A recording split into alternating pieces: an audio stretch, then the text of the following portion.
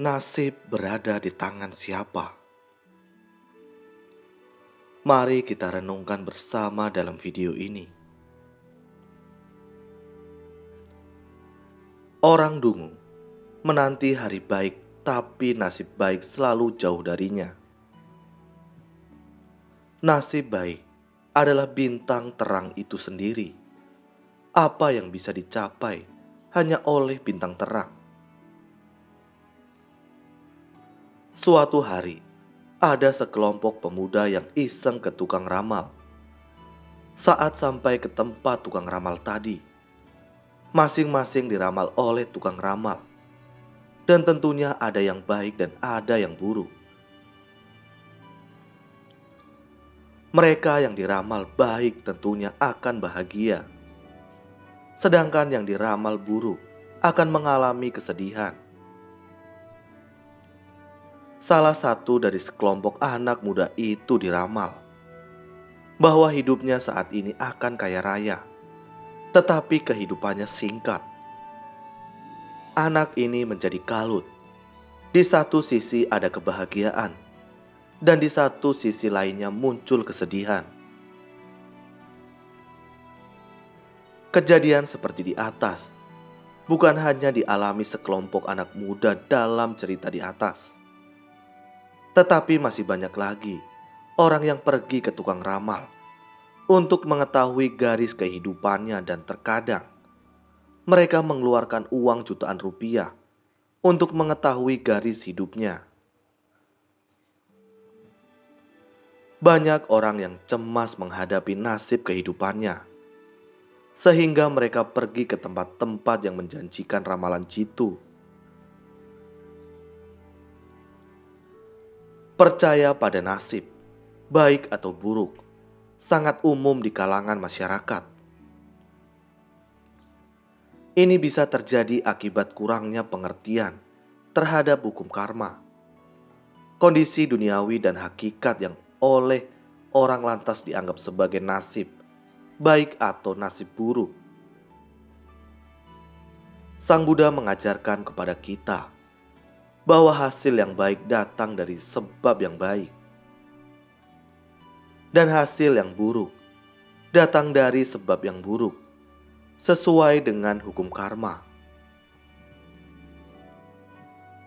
Ketika orang menghadapi hasil yang buruk akibat perbuatan jahatnya di masa lalu atau sekarang, ia semestinya tak mengambing hitamkan nasib buruk. Sebaliknya, lebih tepat baginya untuk mengatakan bahwa ia sedang mengalami akibat dari karma buruknya.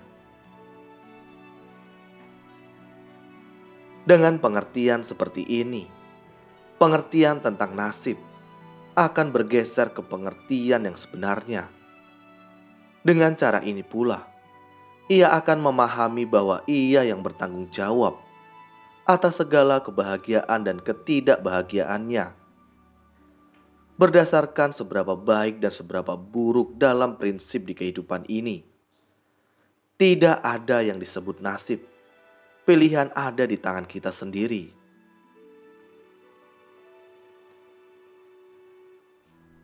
Manusia mestinya tidak menyerah dan berhenti berusaha mengalahkan ketidakberuntungan yang menyatakan bahwa ia tidak memiliki hoki.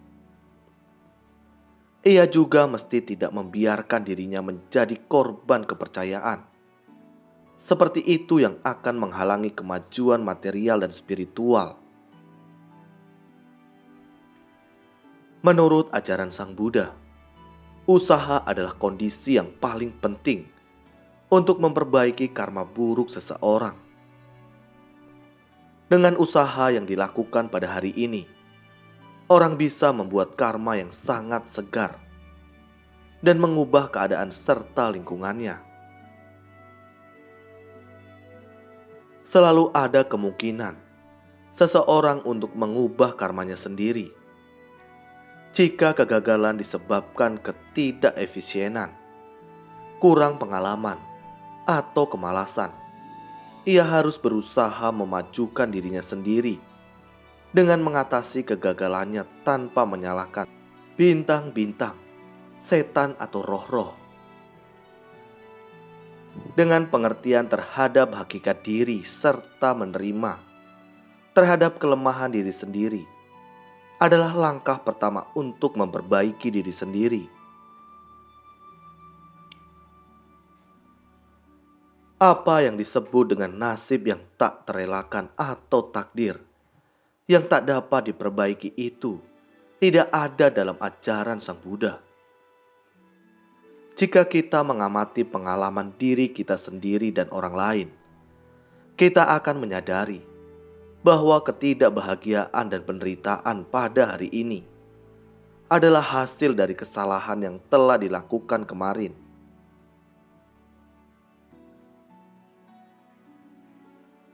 Manusia bukanlah sekedar seperti pion di papan catur, kekuatan universal yang tak mampu dikendalikannya. Nasibnya adalah ciptaannya sendiri, apakah baik atau buruk.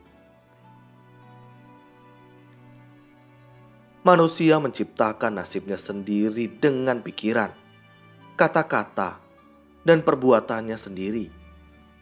Tidak ada kesempatan untuk bersembunyi dari konsekuensi perbuatannya. Karenanya, manusia adalah pembentuk kehidupannya sendiri, saat ini dan di masa mendatang.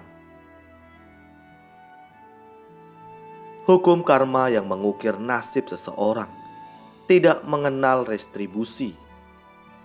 Tidak ada motif untuk menghukum dalam hukum agung universal tersebut. Alam itu adil. Ia tidak bisa ditipu.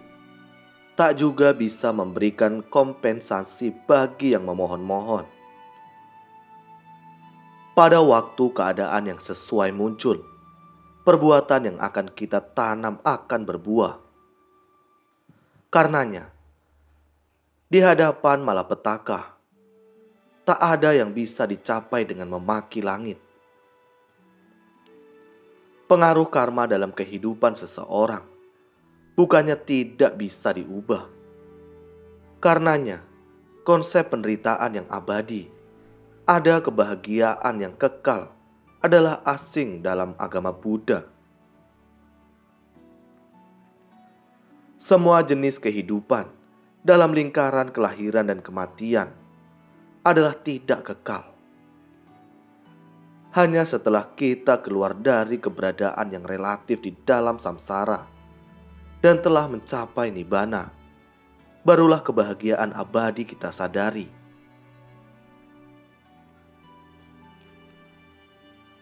Proses pengembangan kedewasaan spiritual meliputi latihan diri dan disiplin moral, penyucian batin dan menjalankan kehidupan lurus, penuh dengan kasih sayang, harmoni, dan pelayanan tanpa pamrih. Berbagai agama memberikan interpretasi yang berbeda-beda berkenaan dengan bagaimana penyelamatan dari penderitaan dimungkinkan.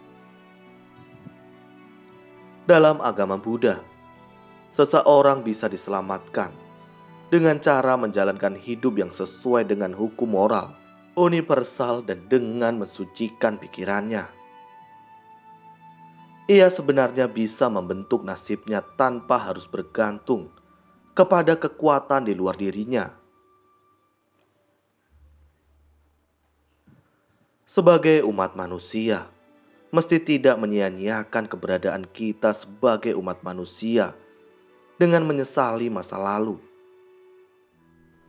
ataupun menghabiskan waktu dalam kegiatan yang sia-sia dan tidak bermanfaat. Sikap hidup seperti itu cuman akan membuang kesempatan untuk menyadari tujuan sebenarnya dari hidup ini dan menghalangi kemajuan kita dalam usaha pembebasan sempurna dari penderitaan. Tak ada yang disebut nasib kecuali efek perbuatan kita di masa lalu. Perbuatan kita di masa lalu adalah nasib kita. Pencapaian kita ditentukan oleh usaha kita. Usaha kita dengan demikian adalah nasib kita, usaha kita yang dulu dan sekarang. Jika berlawanan adalah seperti dua ekor kambing yang berlaga, yang lebih kuat akan melemparkan yang lebih lemah. Apakah itu usaha kita di masa lalu atau kala ini? Adalah yang lebih kuat yang menentukan nasib kita. Dalam kasus manapun, adalah usaha manusia yang menentukan nasibnya sendiri. Hanya kejadian-kejadian dalam dunia ini yang ia ciptakan dengan perbuatannya sendiri dan bukan yang lain. Karenanya, seseorang harus mengatasi nasib buruknya sendiri, efek perbuatannya di masa lalu, dengan usaha yang lebih baik di masa sekarang. Tak ada yang tidak bisa dicapai oleh manusia dengan usaha yang tepat. Dengan adanya pengertian yang jelas terhadap karma, maka kasus-kasus seperti cerita sekelompok pemuda itu tidak akan ada lagi.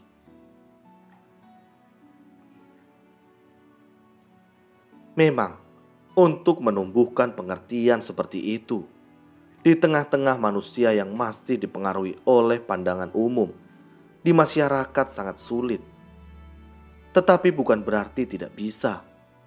Oleh karena itu, harus dimulai dari diri kita sendiri.